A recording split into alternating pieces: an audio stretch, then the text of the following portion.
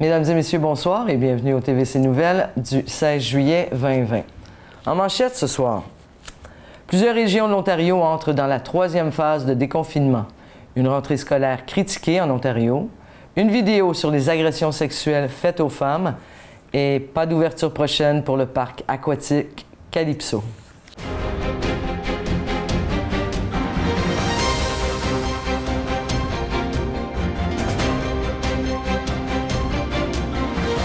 Le gouvernement de l'Ontario a annoncé cette semaine que plus de 90% des entreprises et des espaces publics pourront rouvrir à la troisième étape de déconfinement de la province qui se fera demain, le 17 juillet. Il faudra par contre continuer de respecter les mesures de santé publique et de sécurité au travail. Mais plusieurs secteurs devront poursuivre, eux, leur phase 2. On parle surtout ici de la région de Toronto. L'Est de l'Ontario fait partie de la liste de la troisième phase. L'Ontario assouplira également les restrictions relatives au rassemblement public dans les régions autorisées à passer à la troisième étape du déconfinement. Pour les activités sociales organisées à l'intérieur, la limite passera de 10 personnes à 50 personnes maximum. Pour les activités sociales en plein air, la limite passera à 100 personnes maximum. Bien sûr, ces restrictions s'appliquent aux activités sociales organisées à l'intérieur et en plein air, comme les événements et activités communautaires, les concerts, les spectacles, les festivals, les conférences, les activités sportives et récréatives de conditionnement physique, dis-je bien, les salons et les visites immobilières. Chacune de ces activités reste soumise aux exigences relatives au respect d'un écart sanitaire de 2 mètres, encore une fois, de 6 pieds. Pour les régions qui ne sont pas autorisées à passer à la prochaine étape du déconfinement, les rassemblements publics restent limités à 10 personnes maximum. La province réévaluera au début de chaque semaine les tendances des indicateurs de santé publique au niveau local, notamment les taux de transmission du virus, la capacité hospitalière, naturellement il y a beaucoup de monde dans les hôpitaux, et les progrès en matière de dépistage, et de recherche des contacts pour déterminer si d'autres régions de la province pourront poursuivre leur déconfinement. Le médecin hygiéniste en chef et les autres experts en santé publique de la province continueront, eux, de suivre de très près l'évolution de la situation pour déterminer quand les restrictions sanitaires pourront être assouplies, une fois de plus, assouplies davantage ou si elles devront être renforcées. Avec le passage progressif et sécuritaire de la province à la troisième étape de son déconfinement, bien, les services de garde d'enfants, y compris les services en milieu familial, continueront d'offrir leurs services. Et à partir du 27 juillet 2020, les restrictions relatives à la taille des groupes d'enfants dans les centres de garde seront aussi assouplies, passant de 10 enfants à 15 enfants. Pour le gouvernement, ce changement devrait favoriser le retour au travail des parents, on en parle de plus en plus, et permettre au secteur des services de garde d'atteindre environ 90 % de la capacité opérationnelle qu'il enregistrait avant la pandémie de la COVID-19. Et une bonne nouvelle, Doug Ford a également annoncé cette semaine que son gouvernement allait investir 1 075 000 $ sur une période de 10 ans. Ce montant servira à l'aménagement de plus de lits dans les centres de soins de longue durée dans toute la province et à l'amélioration des lits qui sont là actuellement. Toute nouvelle construction de maisons de soins de longue durée et celles qui ont besoin de rénovation devront obligatoirement installer l'air conditionné. On en parle beaucoup de l'air conditionné dans ces maisons-là et les personnes âgées en souffrent beaucoup, surtout en ce moment, on a une période de chaleur intense qui dure depuis plusieurs semaines, qui va se prolonger. Donc il y a aussi la nouvelle résidence de Prescott Russell de Hawkesbury. Bien, elle ne fait pas exception. Sa construction devrait être complétée, oui, d'ici la fin de l'année 2022. Eh bien, c'est ce qu'on espère tous, en tout cas pas mal de monde. La frontière terrestre entre le Canada et les États-Unis devrait rester fermée au moins jusqu'au 21 août prochain pour les déplacements non essentiels. Cette entente devrait être revue à tous les 30 jours. Mais certains hauts responsables de la santé publique canadienne ont suggéré que la frontière demeure fermée au moins jusqu'à la fin de l'année. Les États-Unis sont actuellement aux prises avec une flambée de nouveaux cas de la COVID-19 dans plusieurs États du Sud. On parle ici de 3 États en particulier, la Floride, Kansas et le Texas. Mais alors que plusieurs parents et enseignants ne sont pas tout à fait d'accord avec le plan du ministère de l'Éducation de l'Ontario qui conseille une rentrée scolaire ontarienne en 3 scénarios, soit l'enseignement en classe à temps plein, les cours en ligne ou une approche qui combine les deux. De son côté, Doug Ford a manifesté son désir cette semaine que les élèves retournent à l'école 5 jours par semaine à la rentrée. Nous avons discuté et nous avons demandé à Sylvain Mador, un enseignant ici à Rockland, ce qu'il pense de tout ça. On l'écoute. Alors, M. Mador, il y a le ministre de l'Éducation, M. Litchi, qui a présenté 3 scénarios il y a quelques semaines pour la rentrée prochaine en septembre à l'école. Qu'est-ce que vous pensez de ces 3 scénarios-là qui ne semblent pas plaire à tous les parents et tous les professeurs? Si on prend le premier scénario qui est 100% en ligne, je pense que celui-là est plus ou moins hors de question, à moins d'avoir une catastrophe cet été.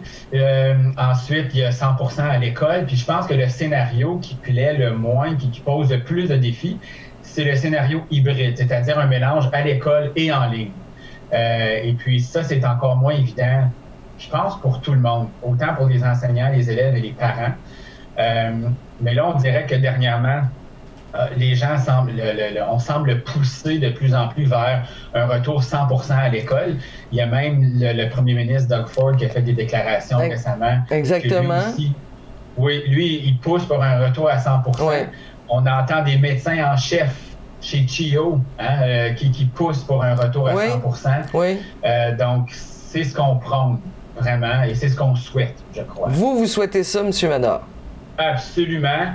Je pense que ça serait le meilleur des scénarios. Ceci dit, on dit retour normal, mais ça ne sera pas un retour normal. Il va y avoir plusieurs nouvelles procédures en place pour pouvoir respecter les mesures de distanciation, si on veut, peu importe. Et puis, et on comprend tout à fait également l'inquiétude des parents face à ça, parce que on part de les écoles qui sont fermées à « OK, on retourne à 100%. » Mais il va y avoir moins d'écoliers, d'élèves en classe.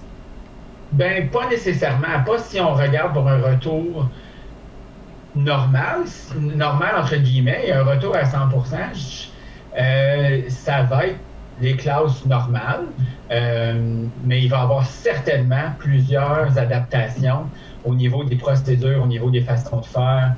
Peut-être que, je ne sais pas, moi, ça ne sera pas tous les élèves qui vont dîner à la cantine, ils vont dîner dans leur salle de classe pour limiter les déplacements et le contact avec les autres élèves. Donc, vous croyez une possible rentrée le 8 septembre? C'est le 8 septembre qui est sorti? La date exacte, je ne le sais pas. Honnêtement, le calendrier scolaire n'est même pas officiellement approuvé encore. Je pense qu'ils attendent d'étudier les scénarios qui sont mis en place pour voir quel est le meilleur scénario. Et ça se pourrait aussi que ça soit selon la région. En Ontario, ça se peut que ça soit différent régionalement. Parce que si on regarde dans l'Est ontarien, ce n'est pas la même situation qu'à Toronto, à Peel ou à Windsor. Donc, ça peut être également une possibilité. C'est-à-dire un retour adapté selon la région. D'accord. Donc, de toute façon, rien n'est coulé dans le béton, comme on dit. Les choses peuvent changer. On verra ce qui se passera. Mais vous préférez une rentrée complète de tous les élèves en septembre. Monsieur Mador, je vous remercie beaucoup. De rien, merci. Bonne journée. Au revoir. Le président de l'Association des enseignants franco-ontariens, Rémi Sabourin, il se demande si le gouvernement de Doug Ford sera véritablement prêt pour un retour en classe des élèves le 8 septembre, ce qui est prévu d'être. Le Conseil scolaire du district catholique de l'Est ontarien et le Conseil des écoles publiques de l'Est de l'Ontario préfèrent ne pas s'avancer sur le sujet, pour le moment du moins. Eh bien, les amoureux de glissade d'eau seront déçus d'apprendre que le plus grand parc aquatique à thème du Canada, le parc Calypso à Limoges, n'a pas reçu le feu vert pour ouvrir au public. Il reste toujours dans la seconde phase de déconfinement. Le parc avait investi d'importantes sommes d'argent pour rendre ses installations conformes aux exigences de santé publique, mais les dirigeants devront s'armer de patience. Les autres installations du groupe au Québec, comme le parc aquatique de Valcartier, ont ouvert au public le 30 juin dernier avec une capacité, par exemple, minimum. La Banque de sang canadienne organise une clinique de sang au River Rock Inn sur la rue Chamberlain à Rockland. Demain, donc vendredi, les gens peuvent aller donner de leur sang de 12h30 à 15h30 et de 17h à 19h. Ça, on fait ça dans le but d'aider les gens qui sont malades de la COVID-19. Une autre petite nouvelle d'un groupe d'ici, le groupe Ghostbusters de Clarence Rockland organise une marche sur Bank Street à Ottawa. La rue sera fermée au public, aux voitures, pardon. Ce samedi à 18h aura lieu la marche. On peut s'habiller comme on veut, comme notre personnage préféré de Star Wars, Star Trek, Marvel ou encore les personnages de Disney. Ça devrait être rigolo. Rappelons que la mission de Ghostbusters est de faire connaître l'histoire locale et d'aider les groupes communautaires locaux, comme les banques alimentaires, par exemple. Bien, bonne nouvelle!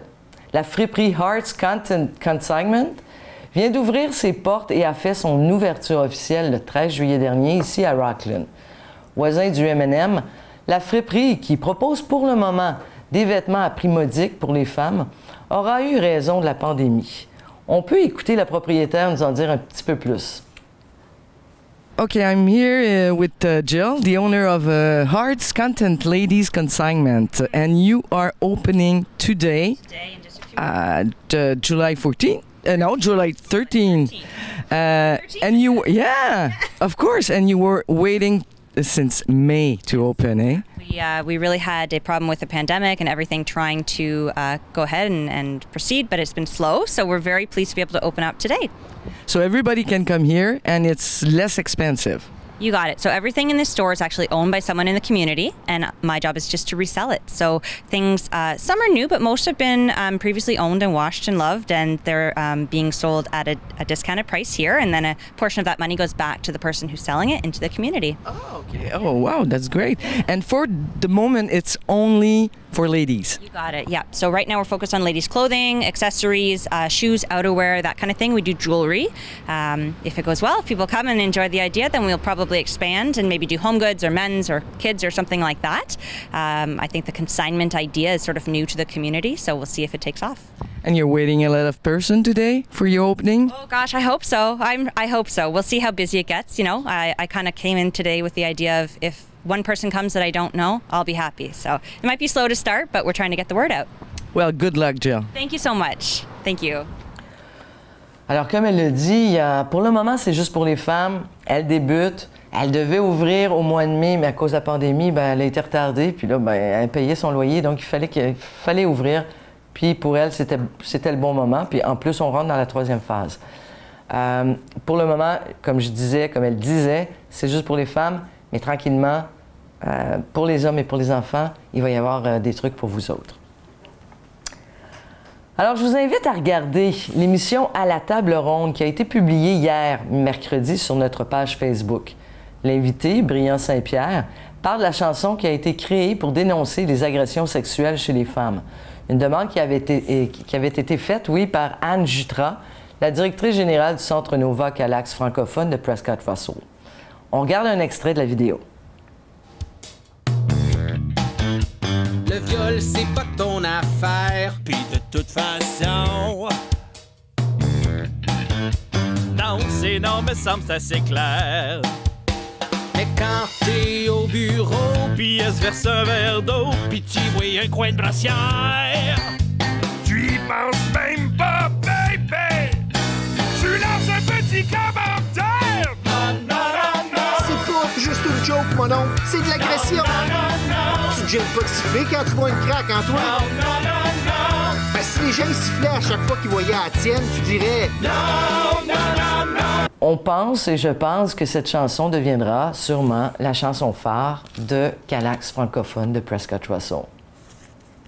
Et pour terminer, depuis le 13 juillet dernier, vous avez le droit de faire des feux à l'extérieur. La cité de Clarence-Rocklin a levé l'interdiction complète de feux à ciel ouvert. On doit bien sûr suivre les consignes de sécurité affichées sur votre permis. Pour ceux qui n'en ont pas, on peut se les procurer sur la page web de la cité de Clarence-Rocklin. Et voilà, mesdames et messieurs, c'est tout pour aujourd'hui pour votre TVC Nouvelles. Merci d'avoir été des nôtres. On se voit la semaine prochaine. Au revoir.